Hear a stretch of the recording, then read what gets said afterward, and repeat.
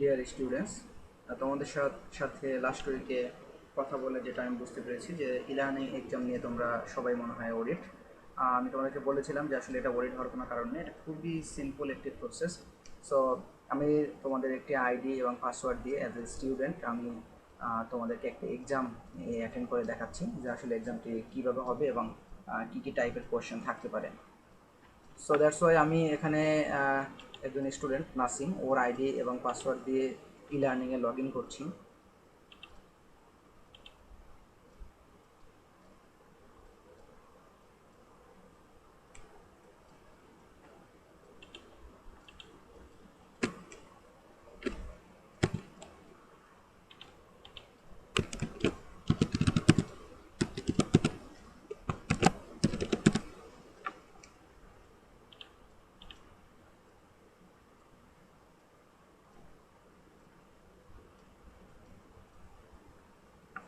ওকে, so এখানে সরাসরি dashboard চলে আসতে পারে, না আসলে আমরা এখানে ড্যাশবোর্ডে ক্লিক করে ড্যাশবোর্ডে গিয়ে কী কী কোর্স নাসিমেরা এখানে আছে সেটা দেখা যাবে। লাইক এখানে ওর আমার সাথে যে কোর্স আছে সেই কোর্সটি এখানে দেখা যাচ্ছে, ওয়েট প্রসেসিং টেকনোলজি 2।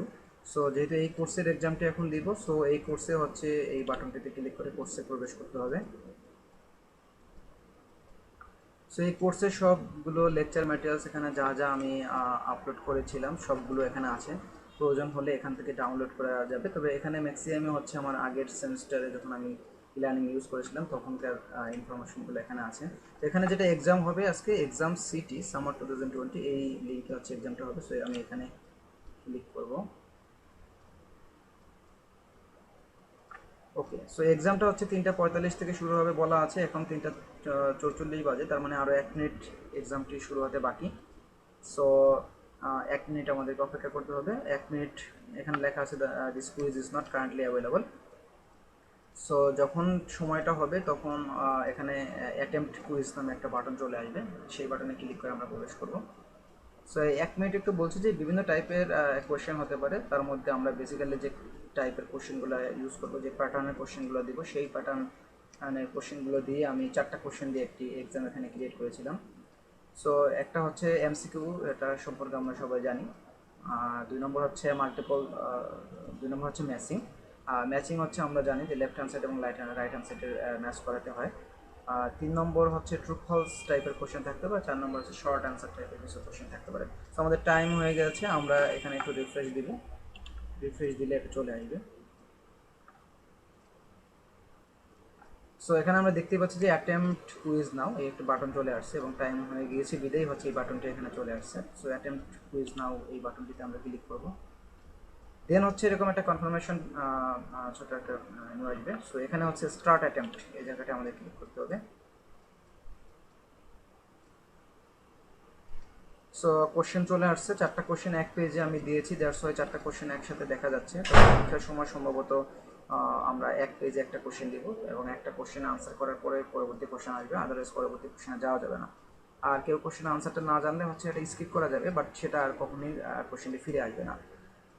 আমি দেখানোর জন্য যেহেতু কোশ্চেনটি করেছি, সো একটা পেজেই হচ্ছে আমি 4টা কোশ্চেন এখানে দিয়েছি। 4টা টাইপের যে প্রথম যে টাইপ সেটা হচ্ছে এখানে যেটা দেখা যাচ্ছে যে ট্রু ফলস টাইপের কোশ্চেনটা হচ্ছে 1 নম্বর দেওয়া আছে, reactive dye is soluble in water, এটা আমরা জানি যে আনসারটি ট্রু। সো আমরা এখানে ট্রু দিব।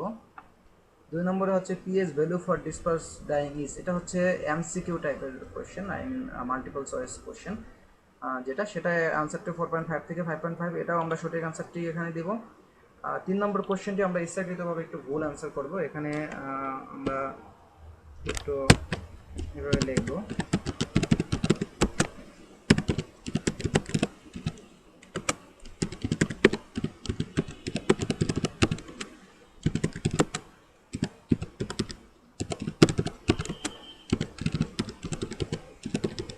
এখানে শুধু হচ্ছে আপার কেস এবং লোয়ার কেসে প্রবলেম হয়েছে, আই মিন এখানে আমরা প্রত্যেকটা যে ওয়ার্ড আছে প্রত্যেকটা ওয়ার্ডের আমরা জানি কোনো অ্যাব্রিভিয়েশন ইলাবোরেট করতে গেলে, ইলাবোরেশন করতে চাইলে হচ্ছে এখানে হচ্ছে প্রথম লেটারটি অবশ্যই ক্যাপিটাল ফর্মে হবে, বাট সেটা এখানে করিনি, দ্যাটস ওয়াই হচ্ছে আনসারটি আমরা বুঝতে পারছি যে আনসারটি ঠিক হচ্ছে না। তারপরেও এটা তোমাদের দেখানোর জন্য আনসারটি এইভাবে ইচ্ছাকৃতভাবে ভুল করছি, যাতে করে এটা তোমরা বুঝতে পারো যেটা ভুল হয়েছে।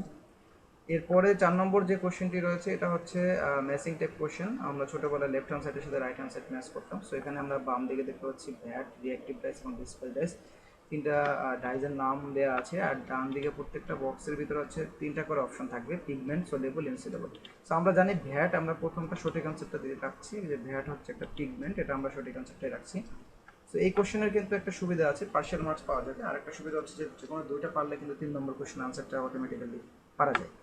রিঅ্যাক্টিভ ডায়েট যেটা, এটা আমরা ইচ্ছাকৃতভাবে ভুল আনসার করবো, এটা যদি আমরা জানি সলিউবল, বাট এটা আমরা ইনসলিউবল দিব। আর ডিসপ্লাস ডায়েটটা যদিও আমরা জানি পার্শিয়ালি সলিউবল আর ইনসলিউবল, বাট এটাকে আমরা হচ্ছে সলিউবল দিব, ইচ্ছাকৃতভাবে ভুল আনসার করছি যাতে পার্শিয়াল মার্কস পাওয়া যায়, সেটা তোমাদের দেখার জন্য। বাস আমার যেহেতু 4টা কোশ্চেন আনসার এখানে হয়ে গেছে, সো আমার পরীক্ষা মোটামুটি শেষ। এখন আমি এখানে সাবমিট করার জন্য নেক্সট বাটনে ক্লিক করব।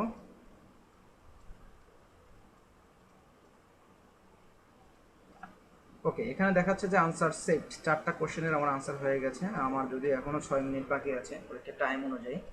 আর এখন আমি সাবমিট অল অ্যান্ড ফিনিশ এই বাটনে ক্লিক করে সাবমিট করব।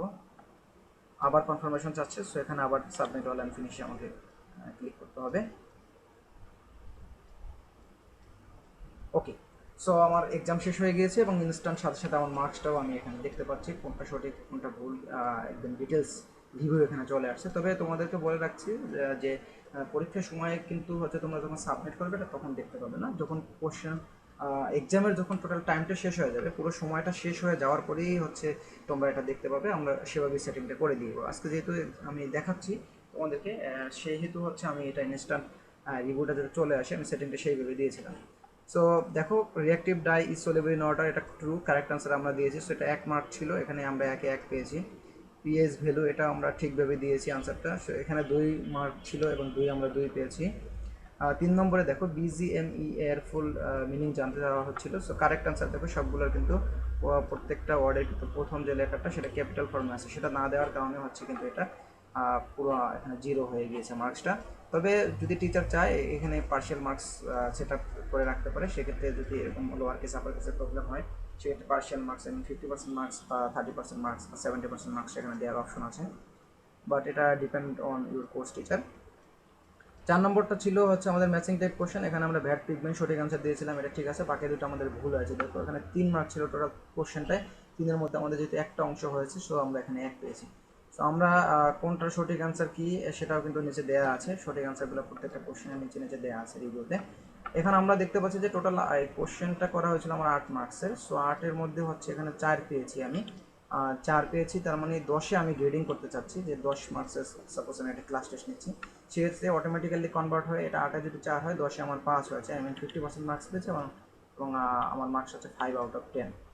সো এই হচ্ছে বিষয়, খুবই সহজ একটি বিষয়, এটা নিয়ে ওয়ারি হওয়ার কোনো কারণ নেই। আশা করি সবাই বুঝতে পারছো এবং নেক্সট ক্লাসে যে এক্সামটা তোমরা নিজেরা এক্সামে অ্যাটেন্ড করবে তখন তোমাদের কাছে বিষয়টা আরও ক্লিয়ার হয়ে যাবে। সো ধন্যবাদ সবাইকে।